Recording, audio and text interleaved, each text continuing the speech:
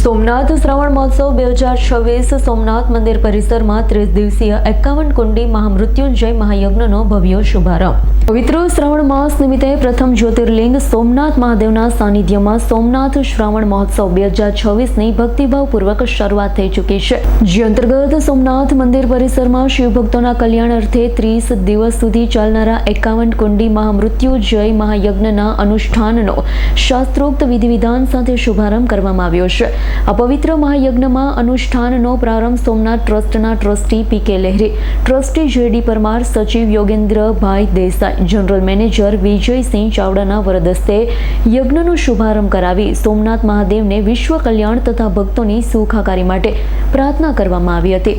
હજારો શ્રદ્ધાળુઓ લઈ શકશે યજ્ઞનો લાભ। શ્રાવણ માસ દરમિયાન દેશ વિદેશથી આવતા શિવભક્તો પણ આ પવિત્ર યજ્ઞમાં સહભાગી થશે, તે માટે સોમનાથ ટ્રસ્ટ દ્વારા સુંદર આયોજન કરવામાં આવ્યું છે। યજ્ઞમાં આહુતિ આપવા માટે દૈનિક 9 સ્લોટ રાખવામાં આવ્યા છે।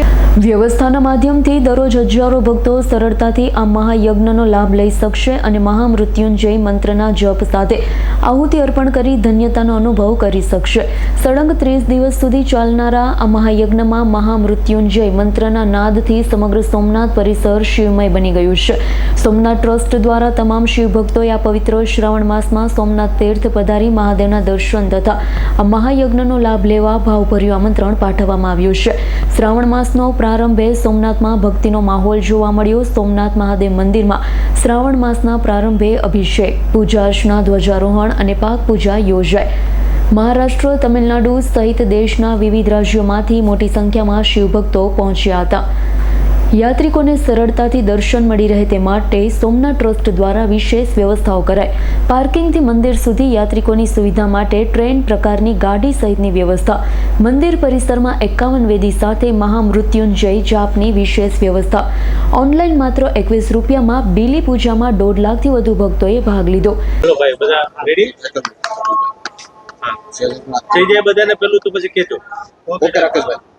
સર, શું કહેશો? પવિત્ર શ્રાવણ માસનો પ્રારંભ થઈ ચૂક્યો છે, યાત્રી સુવિધાને લઈને મંદિર ટ્રસ્ટ દ્વારા કેવી વ્યવસ્થા, શું કહેવાય?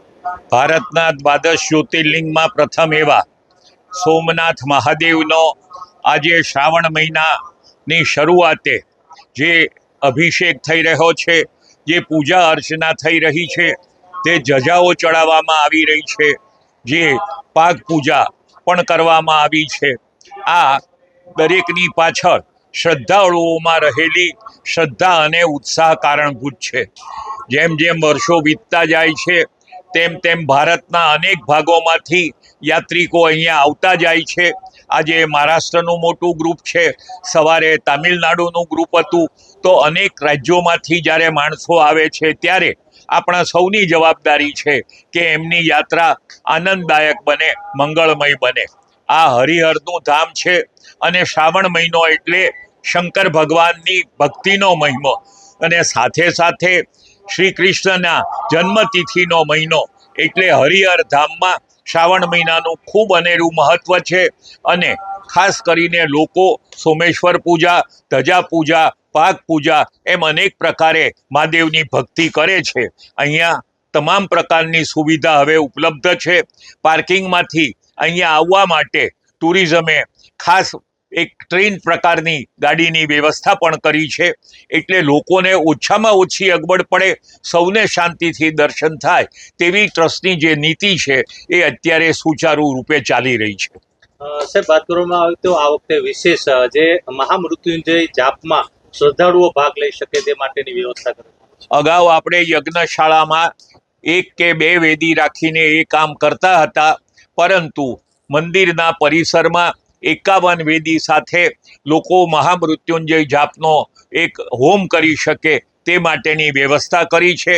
એ જ રીતે ઓનલાઈન ફક્ત ₹21માં બીલી પૂજાનો જે કાર્યક્રમ હાથ ધર્યો છે, એમાં તો 1.5 લાખ કરતાં વધારે લોકોએ પોતાની બીલી પૂજા લખાવી છે, જે દર્શાવે છે કે આજે સોશિયલ મીડિયા દ્વારા ખૂબ જ પ્રચાર પ્રસાર પામેલું સોમનાથ લોકો માટે ખરેખર એક આકર્ષણ અને આસ્થાનું કેન્દ્ર બન્યું છે। Bureau report, S9 news, Somnath. અમારી તમામ માહિતીથી અપડેટ રહેવા માટે જોડાયેલા રહો S9 ન્યૂઝ સાથે।